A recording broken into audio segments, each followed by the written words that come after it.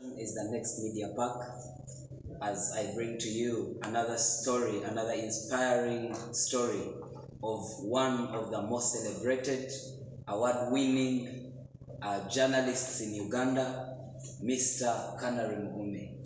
You're welcome on the I Inspire show on Nova Talk Television. Thank you for having me. A word of greeting to the viewers. Hello, people. I hope you're enjoying your holidays. Yes. Canary, people see you on TV. Very many young people look up to you. You inspire them, but they don't know where you come from. They don't know your background. They don't know your story.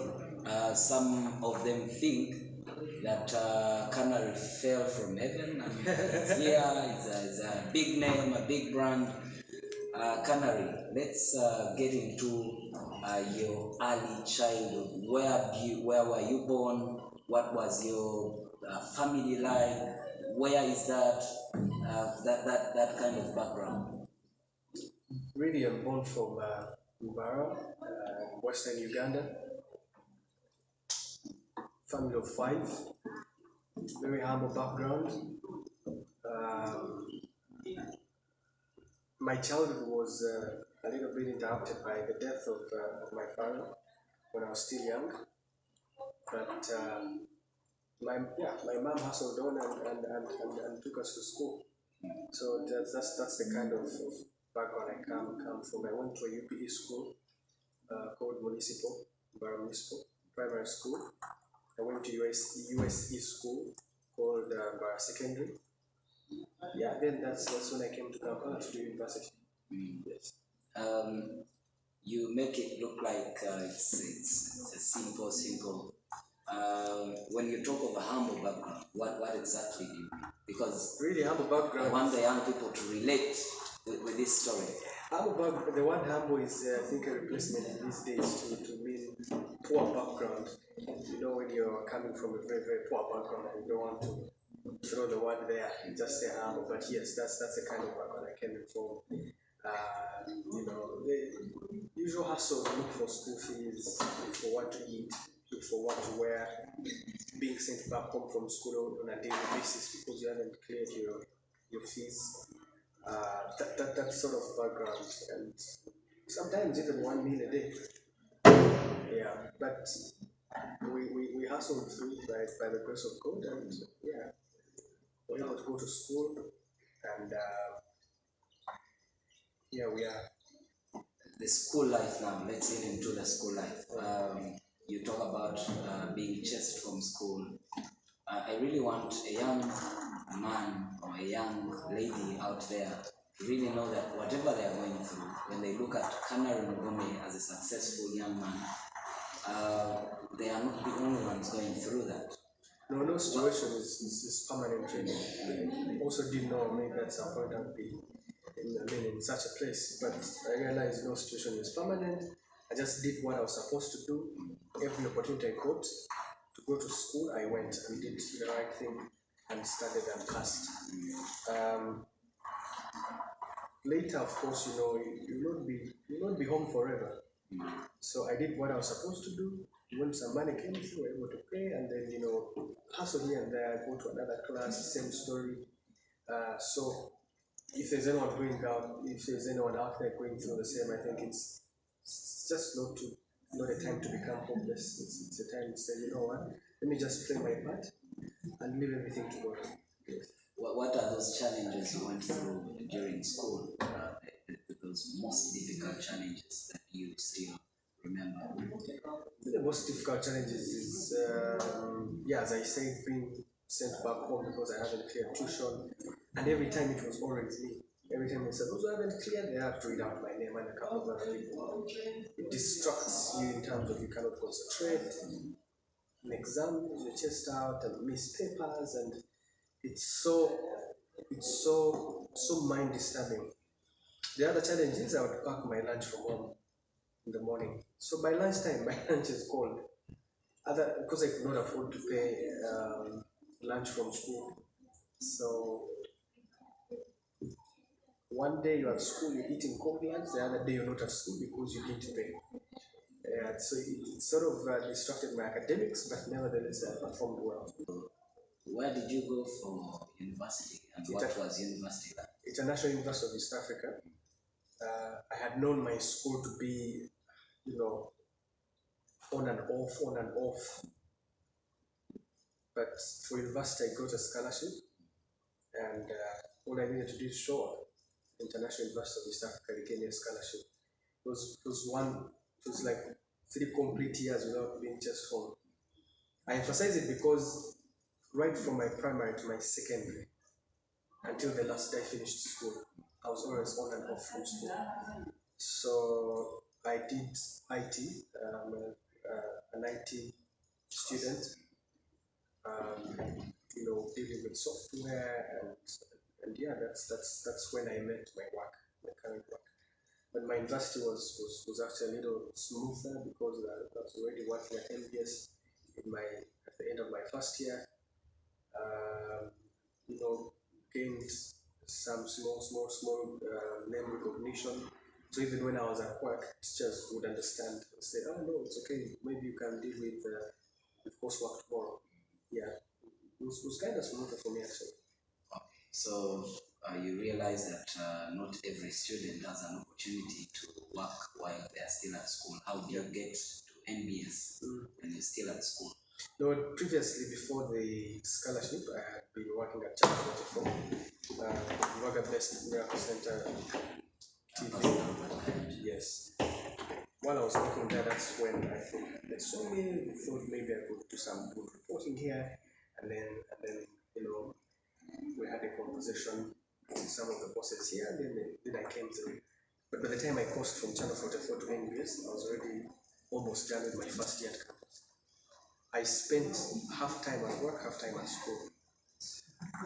Most of the time, actually, I think at work because I'd come in the morning, work, and then go to school, maybe in the evenings or afternoon if I have class, and then rush back. But then spend my entire weekend revising and trying to catch up with everyone else. Yes. So a little back, how do you get to Channel 44? Channel 44, if I'm to remember, oh yes, I was a fashion model before joining Channel 44. Yes, I did modeling. Now, when I was doing modeling, I think they were looking for, because they were trying to associate Christianity with being cool if you're young, because it was always known for old people, 40 and 50 years and above, and they said they needed to attract, I think, a population of young people to make Christianity look cool or being saved looking cool. So they ventured into a lot of things like sports and fashion. Now, for fashion, they were looking for a male presenter for TV. And that's how I think they saw my pictures. As I was doing modeling, saying this guy could know a few things about fashion. So they called me. When they called me, I told them I don't want to be sure about fashion. I actually want to do a story, document people's lives, especially young people from 1986. And then just put it out there, look at their success, their challenges, and opportunities for them. Yes. And they accepted. Yeah, they loved the concept. They said, okay, let's do it. So we did it for about 3 years. That's how I crossed over to here. We have seen pictures on media with you and Pastor Robert Kayanja, some pictures with the president, I think, back then. So how that's because uh, I will put this out, yeah, because it's out. People think that Canary Mugume is connected to the government. Maybe you have an uncle, maybe someone up there who pulled you and put you to state house. Let's clear this now. We saw those pictures, and I don't want to assume that every person who works with Channel 44 gets a chance to meet the president and all these things. I think I was not just proactive, but I was also blessed. So that TV show that I was working on really dealt with young people, and Pastor Robert Kayanda thought, what if we did it as an entire project? Then a TV show can only be part of it. So we started moving around the entire country trying to mobilize young people, understand the challenges they're going through, and how we can bring opportunity to meet your aspirations. I think that's how the president comes in. Because I hosted him twice, not on the TV show, but on like physically to meet young people, because I thought that there's a disconnect between maybe what the state was doing and what young people aspire to be. So I hosted two events where I brought young people and the president just for them to have a conversation. Yes, that's how I get to meet the president, and yeah, the rest is history. Um, Now we are here at NBS. Now we come to NBS. How did you get to be one of the, I would say, one of the biggest brands on NBS itself? I think it's hard work. It's hard work. There's being lucky or there's being blessed, and there's a lot of opportunity coming your way. But that opportunity needs to find you ready. It needs to find you in a place where you're able to take it up. Because an opportunity might come and doesn't find you ready and it goes to someone else.